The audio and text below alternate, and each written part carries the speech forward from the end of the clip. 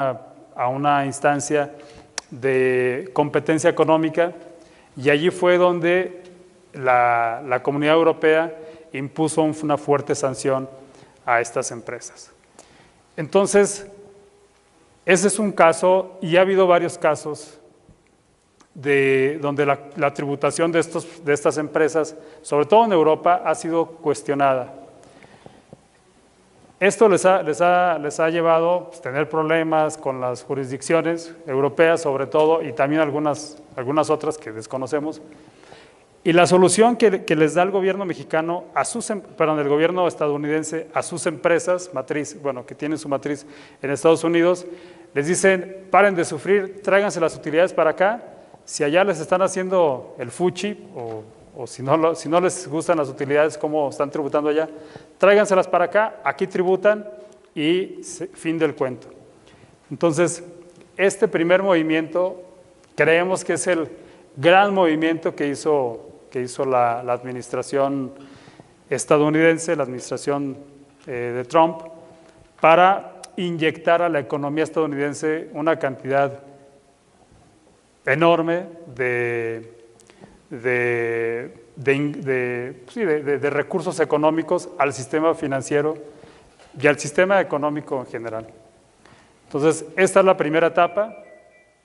Se les da facilidades de pagar el impuesto, 8 anualidades. Bueno, un segundo movimiento también respecto de operaciones, pues hacia atrás y también hacia adelante, es una exención del impuesto corporativo en los dividendos distribuidos por subsidiarias extranjeras en las que la matriz estadounidense posea una participación de al menos un 10%. Seguimos con el sistema territorial. Estados Unidos reconoce que esas utilidades se pueden alojar no reconoce, sino más bien promueve que esas utilidades se integren al sistema económico estadounidense, y para ello contempla una exención. Entonces, esta va a ser una tónica constante en donde se aprecia que la tendencia va a ser que las matrices estadounidenses recojan esos dividendos que andan por ahí alojados en unas jurisdicciones o en algunos países en donde están, pues, por no tributar a una tasa del 35% o incluso del 21%. Lo que hace Estados Unidos es algo muy sencillo: tráiganse ese dinero para acá, de aquí les vamos a dar una exención. Regresamos otra vez, congruencia con el sistema territorial.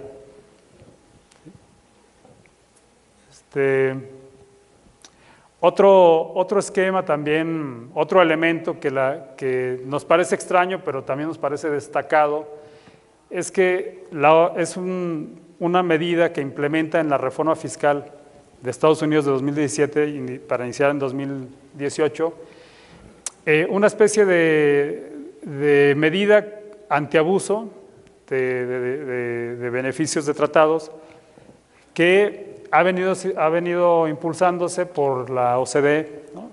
El famoso BEPS, el programa BEPS.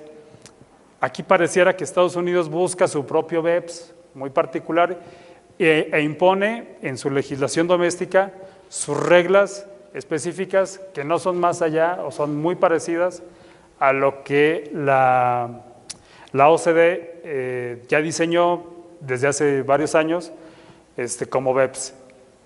Esas medidas, antiabusos, Estados Unidos tropicaliza esa medida y lo pone en un nivel de un impuesto. Oye, si yo como gobierno estadounidense detecto que traes por ahí una transacción que busca simplemente beneficiarse de una reducción de impuestos, entonces yo te voy a gravar aquí con un impuesto adicional. ¿Sí? Eso es lo que está diseñando. Los que estamos familiarizados con BEPS, esto es una nueva versión del BEPS, pero a nivel de legislación doméstica. Este tema va a cobrar relevancia para partes relacionadas, obviamente, ¿no? Cuando hablamos de que buscamos beneficiarnos con ciertos tratados o migrar utilidades a otros países de baja imposición, lo hacemos o se entiende que se hace a través de partes relacionadas.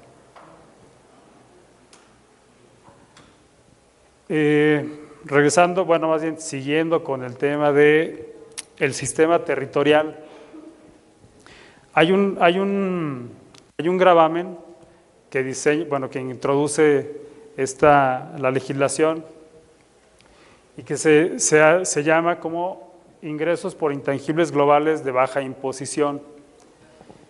El sistema estadounidense dice, ok, estamos hablando de territorialidad, pero si llego a ver o si llego a detectar que la matriz estadounidense obtiene ingresos, o más bien llevó sus actividades de actividades intangibles a un país en donde es de baja imposición fiscal, me voy a regresar a una especie de la figura de tributación de renta mundial.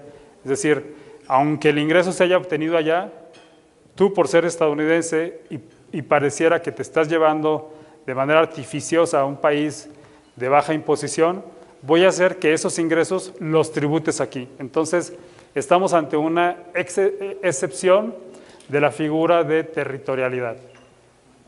¿Sí? Aquí hay algo que, bueno, no lo habíamos incorporado en la presentación, pero es algo que de manera complementaria observamos una medida que el gobierno estadounidense introdujo y es paralela y dice, por el contrario, si tú obtienes ingresos de intangibles, más bien, si tú tienes intangibles y obtienes ingresos y esos ingresos son de fuente de riqueza de otros países, de otras jurisdicciones, te voy a dar una reducción para que me pagues el impuesto. Si lo ven, es un complemento. Este combo, donde grava los ingresos de intangibles exteriores, pero reduce el impuesto de los ingresos de los intangibles que se cobren hacia el exterior, es decir, con fuente de riqueza de allá para acá, allí, bueno, con esa reducción de la exportación de intangibles y con el gravamen de importación de intangibles, digámoslo de manera muy sencilla, lo que está haciendo Estados Unidos es traer o convocar o promover la repatriación de sus intangibles. Entonces ya habíamos visto por allá que buscaba traer los activos fijos. Ahora estamos viendo que busca traer, bueno, el segundo lugar fue tráete los dividendos. Y ahorita como tercer elemento es tráete los intangibles para acá. Recordemos la razón por la cual muchos ingresos de matrices estadounidenses, sobre todo tecnológicos, de empresas tecnológicas, era derivado de intangibles. Y curiosamente, algunas jurisdicciones, nuevamente de Europa, dígase Irlanda por una parte, dígase la región Benelux, la de Bélgica, Holanda y Luxemburgo, otorgaban muchos beneficios o tal vez un beneficio, pero muy sustancioso, para gravar los intangibles. Eso fue una de las cosas que propiciaron las controversias que les comentaba al principio. Ese contexto lo entiende muy bien la administración de Estados Unidos, bueno, el gobierno estadounidense, y dice, dejemos de sufrir, ya no tengas los intangibles, que son, yo creo que al día de hoy, el principal factor de riqueza, sobre todo en el sector tecnológico, y les dice, ya no lo tengas allá. Si allá estás teniendo hasta problemas para ver cómo vas a tributar, vente para acá, para Estados Unidos, vas a tributar de una manera muy clara y hacia atrás te voy a dar un beneficio que no lo vas a encontrar en ningún lugar. Y hacia adelante te voy a consentir, te voy a dar un trato muy similar que el que te daban allá en aquellos países de la Unión Europea, pero ya tráetelos. Desconocemos quién lo ha hecho, bueno, cuáles de las empresas lo han hecho, pero suponemos que esto fue una una convocatoria que tuvo bastante respuesta por parte de los empresarios, o que debiera tener bastante respuesta de este grupo de empresas. Hablábamos aquí de este grupo de empresas por ser las más icónicas, las que todo el mundo vemos, las que todo el mundo vemos las noticias en todos lados. Sin embargo, bueno, creemos que puede haber N cantidad de empresas estadounidenses que están en la misma situación. Generan propiedad intelectual, los ingresos migran esos intangibles a una jurisdicción donde les da un régimen tributario muy amigable y así han estado realizando operaciones.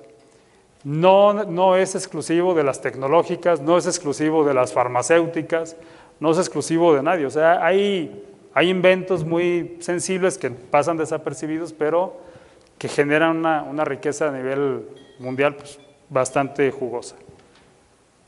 Bueno, vamos a continuar regresando con el diseño de política tributaria. Un elemento que encontramos es la limitante a la deducción de intereses.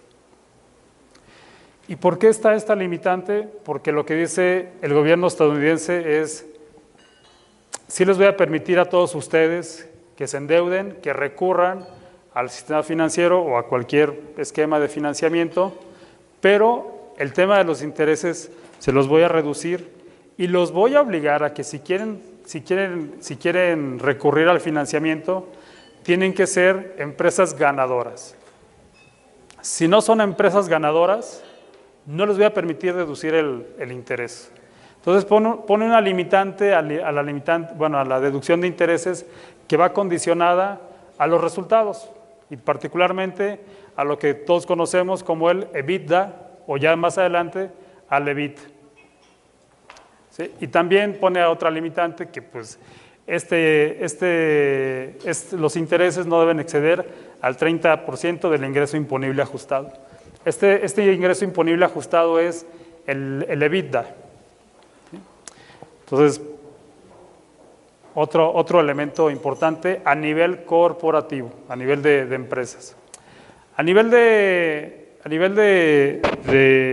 personas físicas, pues los cambios creemos que no son tan relevantes, creemos que son pues, simplemente paliativos y son meros ajustes. Ahí es donde vemos pues, la injusticia de la reforma tributaria estadounidense, sobre todo porque en un análisis económico se observa cómo la principal recaudación del impuesto sobre la renta estadounidense recae sobre las personas físicas y no tanto sobre las sociedades. Es algo, de llamar la atención. Para las personas físicas, pues no hay buenas noticias, es una reducción mínima. Se pagaba el 39.6%, ahora se paga el 37%. Para ciertas actividades empresariales sí hay una reducción, que es el 20% de los ingresos por actividades empresariales para personas físicas que sean propietarias de entidades transparentes. Las típicas partnerships o las empresas S, ¿no? las empresas de personas, que es lo que se les conoce. También para las personas físicas hubo una serie de ajustes, tanto en las deducciones y en las exenciones que se les otorgaba. ¿Sí?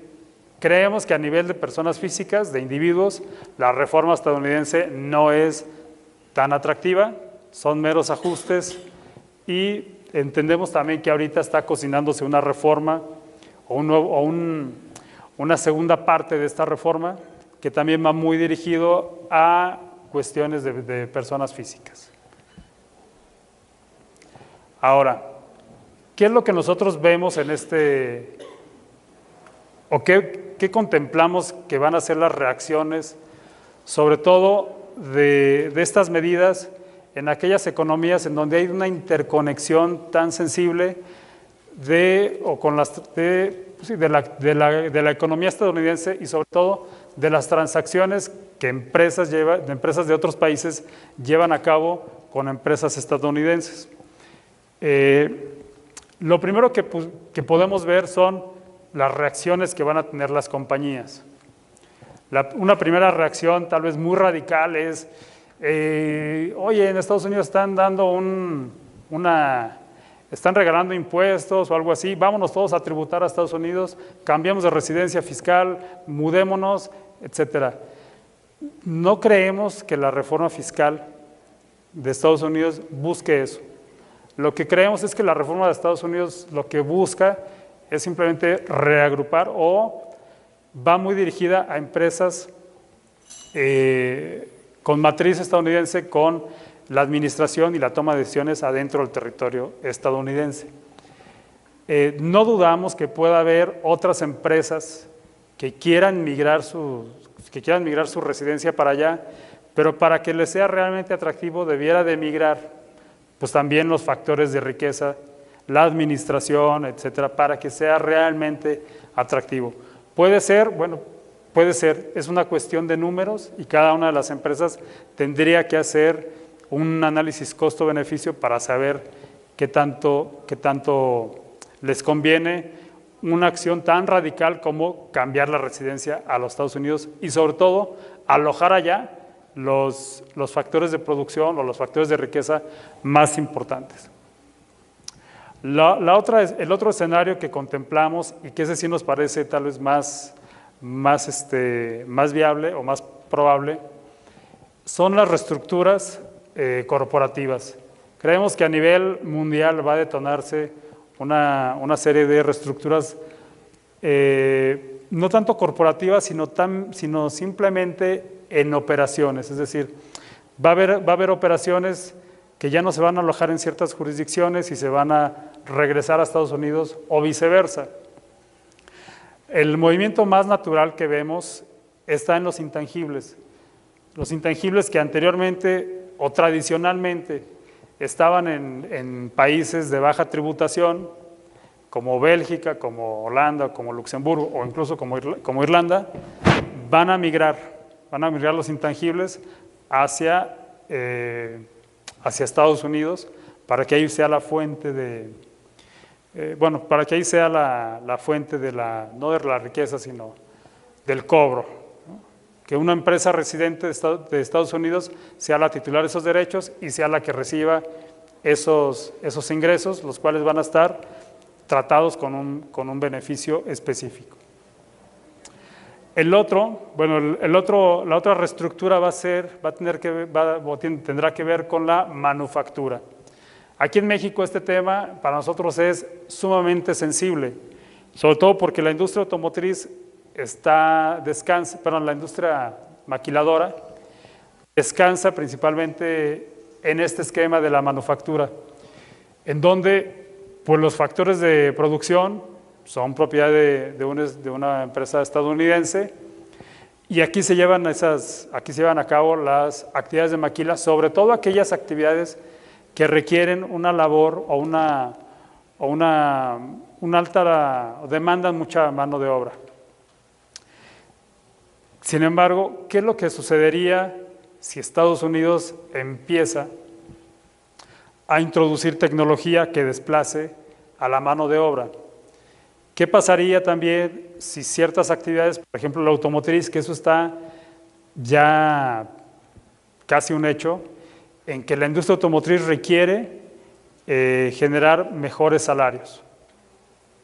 Si esto sucede, puede ser que mantener maquiladoras en México o en cualquier otro lugar del mundo, inclusive probablemente China, ya no sea tan atractivo. Para el caso de México, estas dos cosas nos pueden mover la estructura de las empresas de la industria maquiladora, porque puede provocar, sí, una migración hacia Estados Unidos, pero sobre todo una migración de compañías que dejen, o sea, la clave sería que dejen de ser atractivas por el tema de la mano de obra.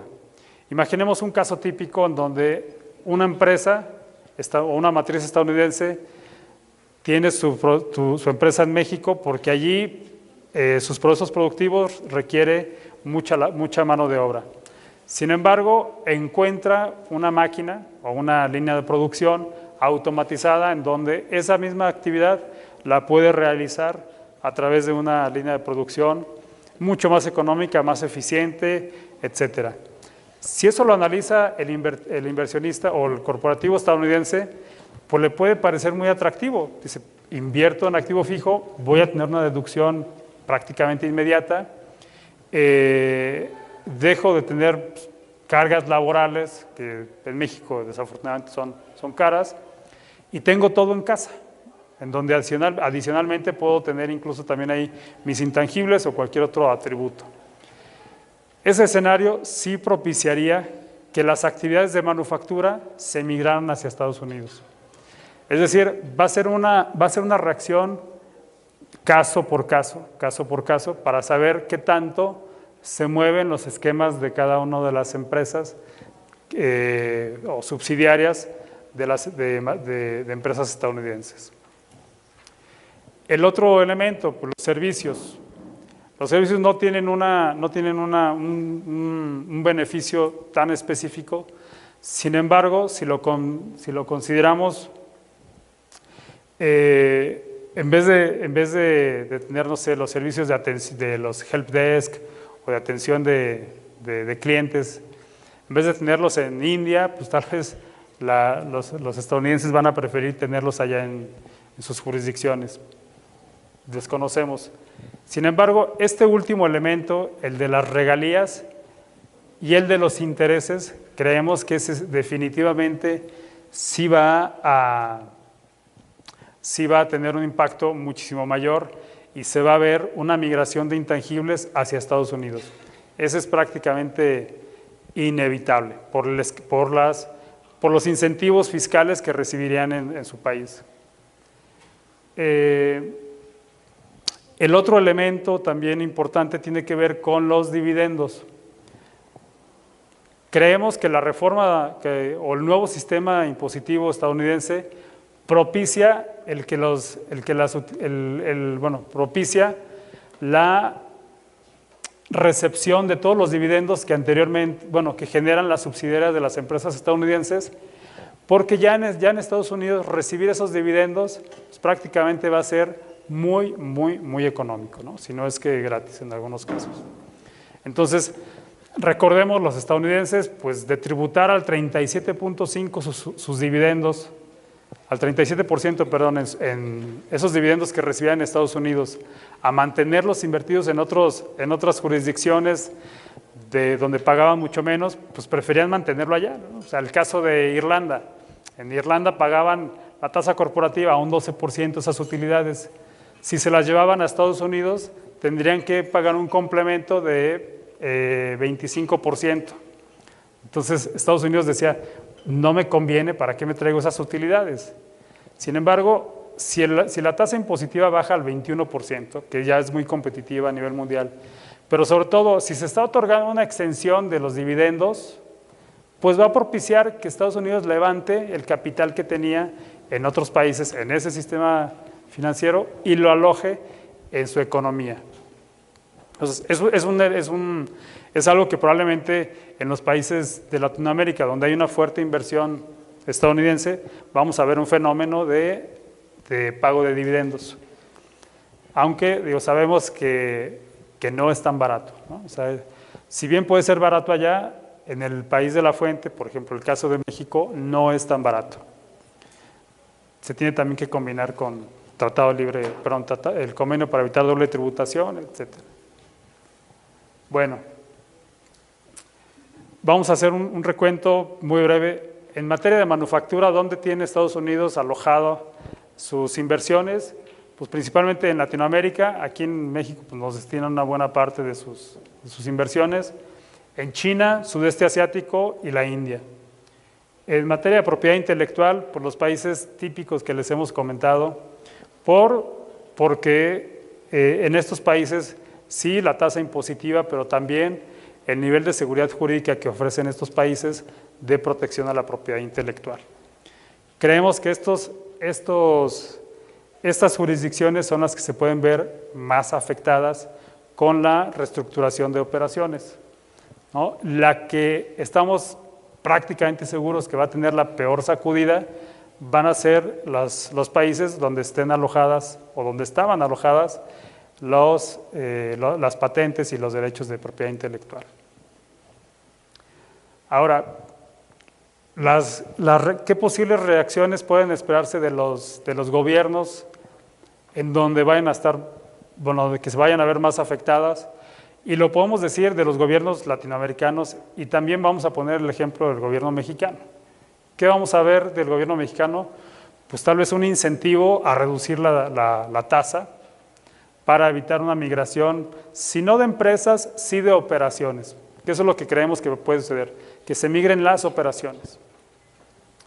Sin embargo, aquí también tendríamos que hacer un análisis más detenido, porque la tasa nominal puede no ser la tasa, bueno, bien, la tasa nominal del 21% que dice Estados Unidos tener, pues no es la tasa efectiva. Recordemos las limitantes a la deducción de intereses, donde ya ahí hay una rasurada, ¿no?, a las deducciones. Hay una situación que, bueno, no está contemplada aquí en la lámina, pero las pérdidas fiscales en Estados Unidos ya no pueden deducirse al 100%. Las pérdidas fiscales que se generen se deducen al 80% de la utilidad que generes. Es decir, si tenías, imaginemos, pérdidas fiscales acumuladas de 300 y este ejercicio obtuviste una utilidad fiscal de 100, lo que puedes disminuir son 80 y vas a pagar por lo menos sobre una base de 20. ¿Sí? Anteriormente pues, podías deducir los 100. Entonces, habría que ir midiendo también la tasa efectiva. La tasa efectiva se va a ver, ¿sí? Perdón, pero una duda con respecto de la pérdida. ¿Y la proporción que no se aprovechó en el periodo? Se puede llevar en su totalidad, pero siempre el 80. Sí, siempre el 80. Okay. Siempre el 80. Sí, lo que se busca, por ejemplo, este tema de la pérdida y también en concordancia con los intereses, es asegurar o es empujar a que generes utilidades. ¿Sí? Porque también si las pérdidas no llevan un ritmo de las utilidades, vas a empezar a perder el derecho para amortizarlas. Bueno, entonces, esto tiene que ver, o sea, la tasa efectiva y la tasa gravable, pues tiene que evaluarse. La tasa efectiva, perdón, y la tasa nominal, perdón, tiene que evaluarse. La tasa efectiva va muy de la mano con la base gravable, que es lo que comentábamos. Puede ser una tasa pareciera bastante reducida, pero si no te permiten deducir todas tus pérdidas fiscales, si no te permiten deducir intereses, pues puede no ser tan atractiva. La otra razón es los impuestos no determinan la competitividad. Entonces, la principal razón por la cual una empresa estadounidense decida dejar sus inversiones en un lugar o colocarlas en otra o regresarlas a Estados Unidos va a depender del grado de competitividad que le represente todo el paquete. Es decir, lo que ofrece un país, pues no simplemente se puede medir o debe medirse con base en la tasa del impuesto que me vas a cobrar, sino también el acceso a mercados, la calificación, qué tan calificada sea la mano de obra, los recursos que existen para producir, la situación geográfica. Hay el costo de los energéticos, que bueno, afortunadamente en México ya también parece que tienden ya a la baja. Hay una serie de cuestiones que nos permiten tomar cautela y sobre todo a los gobiernos tomar cautela en las medidas que vayan a tomar. Por eso el primer movimiento, tal vez como acto reflejo, decir, pues también vamos a reducir impuestos, puede no ser la mejor medida. Yo creo que la competitividad de nuestros países, de cada uno de nuestros países, debe ser determinada y sobre todo debe ser impulsada bajo otros factores y no solamente el fiscal. Una medida que puede esperarse, sí, es el incremento a los impuestos al consumo. ¿Sí? El impuesto al valor agregado, el impuesto al IEPS, en donde Bueno, será una cuestión de política tributaria, pero no se ve nada descabellado hacerlo. Otra medida también ya necesaria es incrementar la base de contribuyentes. Y finalmente, creemos que es eficientar la fiscalización.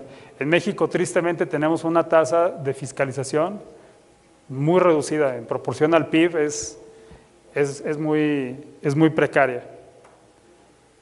¿Sí? Bueno, ya simplemente de corolario, digo, desconozco cómo vamos de tiempo, pero sí, de corolario, ¿qué tenemos que ver en las transacciones que vayamos o que las empresas de un país o de nuestros países tengan que ver con Estados Unidos? Pues lo primero es cuidar el tema del acreditamiento de los impuestos. Esta última reflexión es, con independencia de todo lo que pueda suceder, con independencia de las decisiones corporativas de migrar intangibles, de migrar actividades, de regresar líneas de producción a Estados Unidos, que es lo que busca Trump, ¿no? O el principal objetivo es regresar las fuentes de trabajo a Estados Unidos. No sabemos si ese objetivo se vaya a lograr, pero lo que sí estamos seguros que se va a lograr es una repatriación de capitales a Estados Unidos de una manera poco antes vista. Bueno, ya en la actividad del día a día, lo que a nosotros nos corresponde es evaluar, ahora que en Estados Unidos la tasa de impuesto va a reducirse, pues el acreditamiento de los impuestos pagados en nuestros países allá en Estados Unidos. La diferencia de tasas ahora va a ser un tema muy sensible, ¿no? Vamos a ver tal vez incluso hasta una posible renegociación de los convenios para evitar la doble tributación, para ajustar las tasas de retención y evitar que en la fuente, o sea, aquí, se queden tasas altas. Lo otro es la aplicación de los tratados para evitar la doble tributación, pues va a cobrar más relevancia, sobre todo porque aquí en el país de la fuente va a continuar el atractivo de hacer las retenciones de una manera muy fuerte, y sobre todo por el tema de intangibles, ¿no? Las regalías va a ser algo complicado, ¿sabes? En temas de fiscalización. Porque, pues, digo, tradicionalmente es el 10% lo que se queda en el país de la fuente.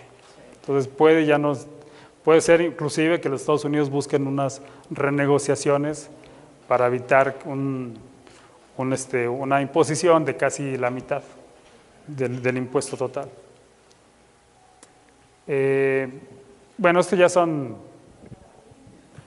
casos típicos que vamos a ver ya en operaciones del día a día, ¿no? Donde subsidiarias extranjeras entregan dividendos a una matriz estadounidense. Imaginemos una subsidiaria peruana que le tiene que entregar los dividendos a la estadounidense. ¿Qué va a suceder? ¿Qué acciones o qué impactos va a tener la empresa peruana subsidiaria peruana que entrega impuestos a la estadounidense? ¿Qué pasaría si esta empresa peruana, colombiana, mexicana, decide irse a Estados Unidos y allá pone su matriz y empieza a cobrar rentas, ¿no? Dividendos de sus subsidiarias? O al revés, ¿no? ¿Qué pasa si nuestras empresas o las empresas de nuestros países se quedan en su país, pero deciden, por alguna razón, llevar algunas operaciones a Estados Unidos, que no es nada descabellado? O sea, crean un intangible y en vez de registrarlo en Colombia, me lo llevo a Estados Unidos y de allá puede ser que pague muchísimo menos. ¿Qué va a pasar con los dividendos que envíe la subsidiaria de esta empresa colombiana que está en Estados Unidos cuando se las envíe a su matriz colombiana? Los servicios, los intangibles, cuidado, pues, los temas de partes relacionadas, de precios de transferencias y sobre todo el famoso impuesto, el BEAT, que es el BEPS tropicalizado, en donde Estados Unidos va a decir, bueno, si quieren traer acá los intangibles, tráiganlos, perfecto, nada más que no quieran después llevarse las utilidades a otros países. Las utilidades que se generen por los intangibles tienen que tributar aquí en Estados Unidos de una manera razonada, y voy a poner candados para eso, ¿no? Entonces el esquema territorial toma mucha congruencia. O sea, es un diseño bastante congruente. Igualmente, ¿no? Los pagos de servicios a intangibles de un residente en el extranjero a un residente en Estados Unidos y viceversa. Entonces, una última reflexión, y tal vez muy reciente. En México tenemos una medida que se conoce, o un esquema de control que lo conocemos como el REFIPRE, que es aquellos casos en los que una empresa mexicana tiene inversiones en subsidiarias en el extranjero. Cuando esa subsidiaria en el extranjero está alojada en un país de baja imposición y son servicios u obtiene ingresos pasivos que le llamamos por regalías, por intereses o por dividendos, entonces lo que se hace es que a la empresa matriz mexicana se le obliga a acumular aquellos ingresos que obtuvo su subsidiaria en el extranjero y se le obliga a pagar aquí en México esos ingresos. ¿Cuál es el requisito? Pues bueno, que la empresa o que la jurisdicción se considere de baja imposición fiscal. ¿Cuál es el parámetro? Bueno, pues que allá se pague un 75%, que el impuesto que se pague allá sea menor al 75% del impuesto que se pague aquí. Aquí en México estamos con una tasa nominal del 30%, entonces el 75% anda por ahí del 22,5%. Estados Unidos tiene el 21%, automáticamente nos llevaría a pensar que Estados Unidos es una jurisdicción de baja imposición fiscal y que tendríamos que traer los ingresos que obtengan allá, nuestra subsidiaria que está en Estados Unidos, traérnoslo aquí a México. Sin embargo, ya salió una aclaración en donde dice ese parámetro debe medirse de manera global, es decir, si la utilidad es gravada tanto a nivel federal como a nivel estatal, se tienen que juntar los dos impuestos para saber si esos dos impuestos son inferiores al 75%. Entonces, bueno, aquí el caso mexicano ya se aclaró en ese sentido. No sé, habría que evaluar en el caso sudamericano qué parámetros haya sobre este tipo de medidas. ¿Sí? Bueno, hasta aquí son los aspectos los más importantes.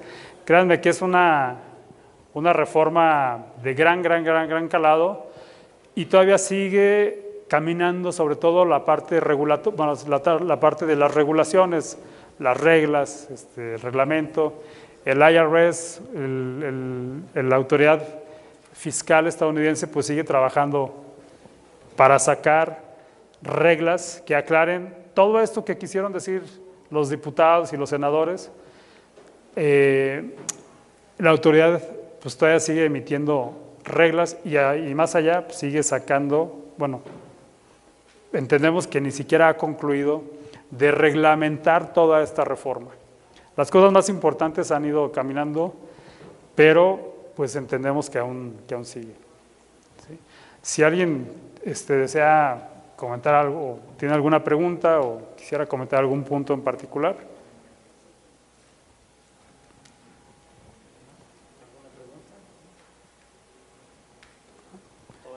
Muy bien, qué bueno. Pues les agradezco la atención y pues, vamos a ver cómo se desarrolla este tópico. Muy bien, pues un aplauso, compañeros. Gracias. Muy bien, ¿sí se escucha? Sí. Me voy a permitir entregar el presente reconocimiento, lo voy a leer.